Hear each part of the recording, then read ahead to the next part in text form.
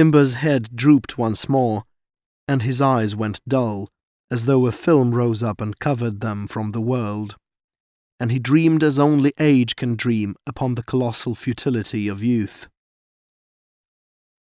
Later, Håkon roused him again, saying, "Stand up, O Imber, it be commanded that thou tellest why you did these troubles, and slew these people, and at the end journeyed here seeking the law." Imber rose feebly to his feet, and swayed back and forth. He began to speak in a low and faintly rumbling voice, but Håkon interrupted him. "This old man, he is damn crazy," he said in English to the square-browed man. "His talk is foolish, and like that of a child." "We will hear his talk, which is like that of a child," said the square-browed man. "And we will hear it, word for word, as he speaks it. Do you understand?" Håkon understood, and Imber's eyes flashed, for he had witnessed the play between his sister's son and the man in authority. And then began the story, the epic of a bronze patriot, which might well itself be wrought into bronze for the generations unborn.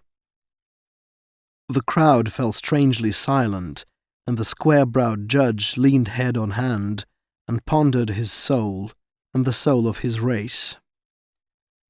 Only was heard the deep tones of Imber, rhythmically alternating with the shrill voice of the interpreter, and now and again, like the bell of the Lord, the wondering and meditative hell of the red-haired man. "I am Imber of the Whitefish people." So ran the interpretation of Håkon, whose inherent barbarism gripped hold of him, and who lost his mission culture and veneered civilization as he caught the savage ring and rhythm of old Imber's tale. "My father was Otsbaok, a strong man. The land was warm with sunshine and gladness when I was a boy. The people did not hunger after strange things, nor hearken to new voices, and the ways of their fathers were their ways. The women found favor in the eyes of the young men, and the young men looked upon them with content.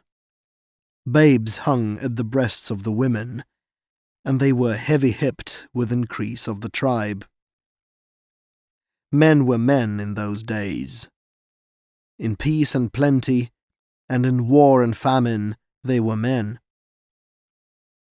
At that time there was more fish in the water than now, and more meat in the forest. Our dogs were wolves, warm with thick hides and hard to the frost and storm. And as with our dogs, so with us, for we were likewise hard to the frost and storm. And when the Pelis came into our land, we slew them and were slain. For we were men, we whitefish, and our fathers and our fathers' fathers had fought against the Pelis and determined the bounds of the land. As I say, with our dogs, so with us. And one day came the first white man. He dragged himself so, on hand and knee, in the snow, and his skin was stretched tight, and his bones were sharp beneath. Never was such a man, we thought, and we wondered of what strange tribe he was, and of its land.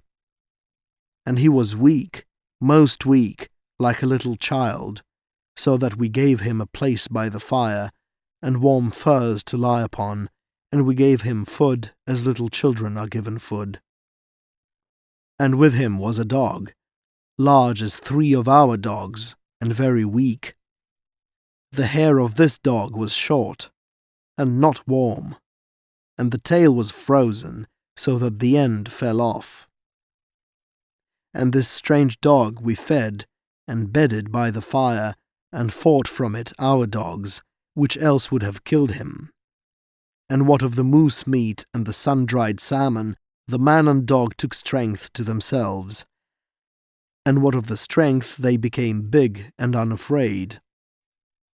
And the man spoke loud words, and laughed at the old men and young men, and looked boldly upon the maidens. And the dog fought with our dogs, and for all of his short hair and softness slew 3 of them in one day.